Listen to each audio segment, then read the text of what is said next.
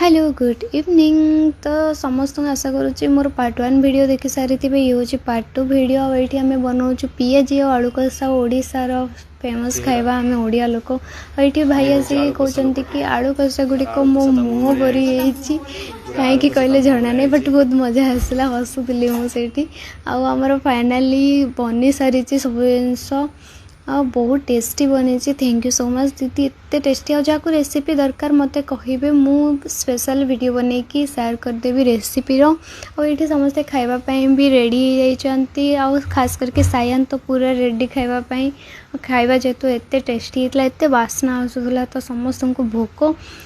पुणी थे आम काली सकाल दहीबरा बनवा से कि बरा बनवाई कि दीदी आसी किचन को, बट से सायन बहुत हैरान करूला। आ राति डिनर कि सब सामग्री आम रेडी कर देलु, काटिकी साइज करके रखीदे। दीदी किसी स्पेशल बनाऊँच आज पनीर, हैदराबादी पनीर शायद कुछ मत ठीक से जना नहीं ना भी, बट दीदी बनाऊँच कहले रेसिपी शेयर करदेवी दीदी को कहीकि। आठी फ्राइड राइस भी बनूची, पूरा बनी ए स्टार्ट होची। आपण मानकु जदि रेसिपी दरकार ताले मते कहबा। फाइनाली बनी सारी आम खाइबा कि रेडी हो सारी। Good night.